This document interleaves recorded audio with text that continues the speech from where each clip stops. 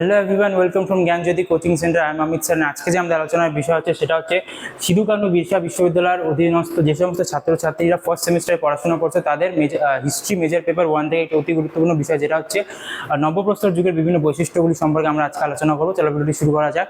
ভিডিওটি শুরু করার আগে তোমাদের সাথে কিছু আলোচনা করে, যেটা হচ্ছে তোমরা যদি আমাদের সাথে যুক্ত হতে চাও আমাদের দেওয়া দুটি অফিসিয়াল নম্বরে যোগাযোগ করতে পারো এবং আমাদের সাথে যুক্ত হয়ে যেতে পারো। আমাদের সাথে যুক্ত হলে তোমরা কি পেয়ে যাচ্ছ? প্রপার গাইডেন্স পেয়ে যাচ্ছ, রেকর্ডেড ক্লাসেস পেয়ে যাচ্ছ, হাই কোয়ালিটি নোটস পেয়ে যাচ্ছ এবং 100% কমন সাজেশনস পেয়ে যাচ্ছ। আমাদের কাছে যে কোর্সগুলি রয়েছে সেটা হচ্ছে মেজর স্টুডেন্টের জন্য 1299 রুপিস এবং মাইনর স্টুডেন্টের জন্য 699 রুপিস। চলো আজকের যে মূল বিষয়টি রয়েছে সেটা শুরু করা যাক। এখানে প্রথমেই বলা হয়েছে যে এই যে নবপ্রস্তর যুগের সূচনা, সময়সীমা এবং সংজ্ঞার্থ এখানে বলা হয়েছে যে নবপ্রস্তর যুগের বিপ্লব ধারণা। নবপ্রস্তর যুগে মানুষ প্রকৃতি থেকে খাদ্য সংগ্রহের পর্যায় থেকে বেরিয়ে কৃষি উদ্ভাবন ঘটে, খাদ্য সংগ্রহ থেকে খাদ্য উৎপাদকে রূপান্তর হয়।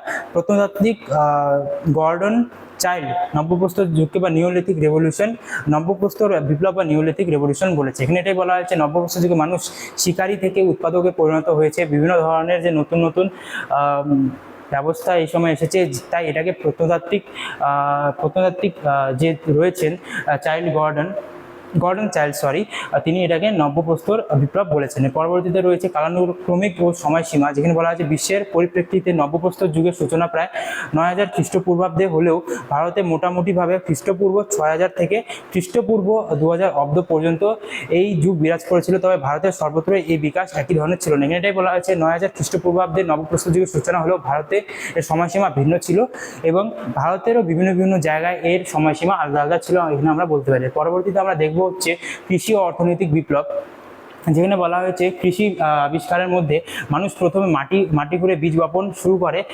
প্রধান উৎপাদন শস্য ছিল ধান, গম, বার্লি, যব, বিভিন্ন প্রকারের জিনিসপত্র। যেখানে পশুপালনের মধ্যে বিভিন্ন ধরনের গৃহপালিত পশু যেমন গরু, ছাগল ও ভেড়া পালন এই সময় শুরু হয় এবং যা খাদ্য শ্রমের স্থায়ী উৎস হয়ে ওঠে। পরবর্তীতে রয়েছে প্রযুক্তির ব্যবহার, রান্নাবান্না ও খাদ্য সংগ্রহের জন্য আগুনের নিয়ন্ত্রিত ব্যবহার এই সময় শুরু হয়। যেখানে আমরা দেখতে পাচ্ছি বিভিন্ন ধরনের যে কৃষি নির্ভর জিনিসপত্র উৎপাদন করা শুরু হয়, ধান, যব, গম, বার্লি, পশুপালন শুরু হয়, গরু, ছাগল, বিভিন্ন ধরনের গবাদি পশু পালন শুরু হয়, যা খাদ্য এবং বিভিন্ন ধরনের যে কৃষি শ্রমের মূল উৎস হয়ে ওঠে। এছাড়া আগুনের ব্যবহার এই সময় শুরু হয়েছিল, যা পরবর্তীতে বিভিন্ন একটি বিপ্লবের মতো কাজ করে। পরবর্তীতে যে বিষয়টা রয়েছে সেটা হচ্ছে ভারতের প্রধান প্রত্নক্ষেত্র সমূহ, যেখানে উত্তর পশ্চিম ও কাশ্মীর, যেখানে মেহেরগড়ের মধ্যে যে বিভিন্ন ধরনের জিনিসপত্রগুলি পাওয়া গেছে। এছাড়া কাশ্মীরের মধ্যে বুরজাহোম বিভিন্ন অঞ্চলে যে বিভিন্ন নিদর্শনগুলি পাওয়া গেছে, এগুলোর ভিত্তিতে আমরা নবপ্রস্তর যুগের বিভিন্ন উদাহরণগুলি দেখতে পারি, তোমরা এখানে দেখতে পাচ্ছ। এর পরবর্তীতে পূর্ব ও উত্তর পূর্ব ভারত, যেখানে বিহারের চিরান্দ, এছাড়া আসামের দেওজালি, হাইডিং এবং উড়িষ্যার বিভিন্ন স্থানে নবপ্রস্তর যুগের বিভিন্ন সাংস্কৃতিক জিনিসপত্রগুলি পাওয়া গেছে, জিনিসপত্রগুলি পাওয়া গেছে। এছাড়া দক্ষিণ ভারতে আন্ধ্রপ্রদেশের পিকলিহাল, কর্ণাটকের হাল্লুর এবং তামিলনাড়ুর পোয়ামপল্লী প্রত্নক্ষেত্র থেকে প্রচুর নিদর্শন উদ্ধার হয়েছে। আমরা এখানে দেখতে পাচ্ছি যে উত্তর পশ্চিম থেকে কাশ্মীর, উত্তর পূর্ব থেকে পূর্ব, এছাড়া দক্ষিণ ভারতের বিভিন্ন অঞ্চলে নবপ্রস্তর যুগের বিভিন্ন নিদর্শনগুলি পাওয়া গেছে। পরবর্তীতে যে বিষয়টা রয়েছে সেটা হচ্ছে হাতিয়ার এবং অস্ত্রশস্ত্রের বিকাশ।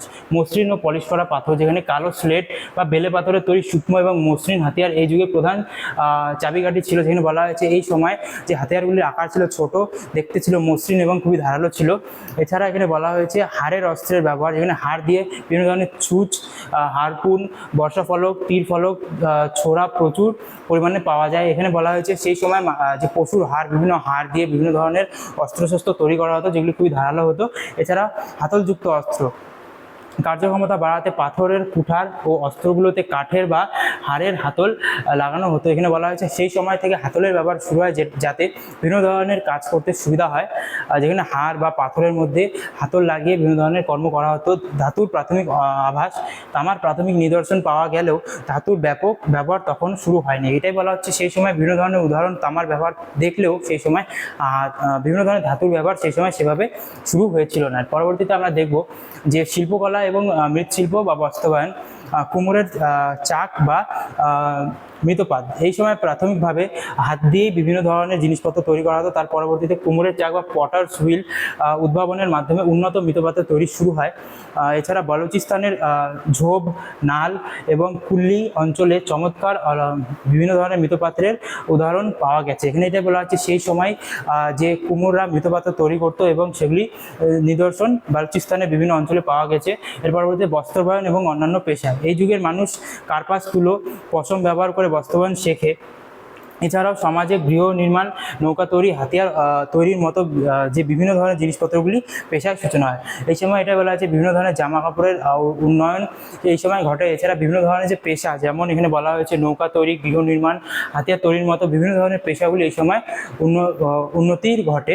এখানে বলা হয়েছে, এখানে আমরা দেখতে পাচ্ছি যে মৃৎশিল্প এবং বস্ত্রায়ন শিল্পের কীভাবে উন্নয়ন ঘটেছিল এই সময় এবং কতটা পরিমাণ বর্তমান যুগে এর প্রভাব রয়েছে সেই সময় থেকে শুরু করে। পরবর্তীতে আমরা দেখব হচ্ছে স্থায়ী বসবাস, বাসস্থান এবং সমাজ গঠন। যাযাবর জীবনের অবসান। কৃষিকাজের প্রয়োজনে মানুষ এক স্থানে স্থায়ীভাবে বসবাস করতে শুরু করে। কাঁচা মাটি, পাথর, বাঁশ, কাঠ দিয়ে চালঘর নির্মাণ করে গ্রাম্য সমাজ গড়ে তোলে। বিভিন্ন ধরনের বিভিন্ন জায়গায় তাঁবু খাটিয়ে বসবাসের নিদর্শন পাওয়া গেছে। এছাড়া বিভিন্ন ধরনের জিনিসপত্রগুলি এই সময় পাওয়া যায়। এটাই বলা হয়েছে নব্যপ্রস্তর যুগ থেকে মানুষ যাযাবর জীবন বাদ দিয়ে স্থায়ীভাবে বসবাস করতে শুরু করে, যেখানে তারা কৃষিকাজ এবং পশুপালন করতে শুরু করে এবং একটি সমাজবদ্ধভাবে থাকতে শুরু করে। এর পরবর্তীতে যে বিষয়টা রয়েছে ধর্মীয় বিশ্বাস এবং সমাধি প্রথা। এখানে এটাই বলা আছে মৃত্তিকা দেবী বা প্রকৃতি পূজা। বালুচিস্তানে প্রাপ্ত মৃত্তিকা মূর্তি এবং চিরান্দে প্রাপ্ত সর্প মূর্তি থেকে মৃত্তিকা দেবী বা সাপের পূজার বিভিন্ন ধরনের প্রমাণ পাওয়া যায়। ডোলমেন সমাধি অর্থাৎ মৃতদেহ কবরে 3-4টি পাথর দাঁড় করিয়ে ওপরের ছাদ বিশিষ্ট পাথর বসানো হচ্ছে। এখানে তোমরা উদাহরণ দেখতে পাচ্ছ যে ফটোর মধ্যে। এটাই বলা হয়েছে সেই সময় বিভিন্ন ধরনের মূর্তি পূজা দেখা দিত। এছাড়া সমাধিতে পাথর দিয়ে সমাধি তৈরি করার যে বিভিন্ন প্রথাগুলি লক্ষ্য করা যায়। এছাড়া গুহাচিত্র, গুহার দেওয়ালে বিভিন্ন শিকার ও দলবদ্ধ নৃত্যের দৃশ্য অলঙ্কার করা রয়েছে। এছাড়া নৌকা তৈরি এবং সমুদ্র যাত্রা, জলপথে যাতায়াত এবং মাছ ধরার জন্য নৌকা তৈরির প্রযুক্তির বিকাশ ঘটেছিল। এখানে এটাই বলা হয়েছে গুহাচিত্র সেই সময় উন্নত হয়েছিল, যেখানে বিভিন্ন ধরনের নিদর্শন আমরা দেখতে পারি বা উদাহরণ দেখতে পাচ্ছি। এছাড়া নৌকা তৈরি করে তারা বিভিন্ন ধরনের মাছ শিকার করতে সমুদ্রে বা জলপথে যাতায়াত করতো। এখানে এটাই দেখলাম নব্যপ্রস্তর যুগ থেকে কীভাবে বিভিন্ন ধরনের যে প্রথা, বিভিন্ন ধরনের যে আচার অনুষ্ঠান শুরু হয়, বিভিন্ন ধরনের প্রযুক্তি ব্যবহার শুরু হয়। এছাড়া যে আঞ্চলিক বৈশিষ্ট্যের ভিত্তিতে বিভিন্ন ধরনের জিনিস দেখবো এখানে, যেখানে বলা হয়েছে অঞ্চলে যেখানে প্রধান প্রত্নক্ষেত্র, বিশেষ প্রযুক্তিগত বৈশিষ্ট্য এবং প্রধান প্রাপ্ত নিদর্শন। যেখানে কাশ্মীরের মধ্যে বুর্জা হোম, গুফ করাল, যেখানে প্রযুক্তিগত বৈশিষ্ট্য হচ্ছে গর্ত নিবাস এবং প্রধান যে প্রাপ্ত নিদর্শনগুলি ছিল সেগুলি ছিল হাড়ের সূক্ষ্ম হাতিয়ার, মানুষের সাথে সাথে কুকুরের সমাধি। এছাড়া আরেকটি হচ্ছে দক্ষিণ ভারতে রয়েছে, যেমন পিকলিহাল, হাল্লুর, পোয়ামপল্লী, যেখানে বিশেষ প্রযুক্তিগত বৈশিষ্ট্য হচ্ছে ছাইয়ের স্তূপ বা অ্যাশ মাউন্টস বা পশুপালন। এবং যে প্রাপ্ত নিদর্শনগুলি ছিল গবাদি পশুর পোড়া হাড় এবং মেগালিথিক কবর। এখানে আমরা দেখতে পারলাম যে কাশ্মীরের মধ্যে বিভিন্ন ধরনের নিদর্শনগুলি পাওয়া গেছে এবং তাদের বিশেষ বৈশিষ্ট্য ছিল। এছাড়া দক্ষিণ ভারতে বিভিন্ন ধরনের নিদর্শন পাওয়া গেছে এবং তাদের বিশেষ বৈশিষ্ট্য ছিল। পরবর্তীতে দেখবো যে নব্যপ্রস্তর যুগের মূল সারসংক্ষেপ। শেষে আমরা কী কী দেখতে পারবো নব্যপ্রস্তর যুগে। খাদ্য উৎপাদক হিসেবে তারা শিকার ও খাদ্য সংগ্রহের সংস্কৃতি ছেড়ে কৃষিকাজ এবং পশুপালন শুরু করে। এছাড়া প্রযুক্তিগত যেমন অতি মসৃণ পালিশ, পাথরের অস্ত্র, হাড়ের ব্যবহার এবং কুমোরের চাক বা মৃৎপাত্র তৈরি করা তারা শুরু করে। তারা যাযাবর জীবন থেকে স্থায়ীভাবে বসবাস করা শুরু করে এবং সমাজবদ্ধ জীবে পরিণত হয়। সাংস্কৃতিক থেকে বিভিন্ন ধরনের তারা প্রথা শুরু করে, ডলমেন প্রথা বলতে গেলে, সমাধি প্রথা।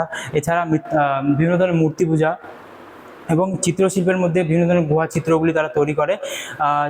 এখানে এটা বলা যে পরবর্তী যে সিন্ধু সভ্যতা ছিল তার ভীতি এই নব্যপ্রস্তর যুগের সভ্যতা থেকেই হয়েছিল বলে মনে করা হয়। তো আজকে আমার ভিডিওটি এতটুকু ছিল। আশা করি তোমাদের ভিডিওটি ভালো লেগেছে। ভিডিওটি শেষ করার আগে তোমাদের সাথে কিছু আলোচনা করা, যেটা হচ্ছে তোমরা যদি আমাদের থেকে বিভিন্ন সাবজেক্টের বই নিতে চাও তো আমাদের যে দুটি অফিসিয়াল নম্বর রয়েছে দুটি নম্বরে যোগাযোগ করতে পারো এবং আমাদের থেকে বইগুলো নিয়ে নিতে পারো। দেখা হচ্ছে নেক্সট ভিডিওতে। Thank you.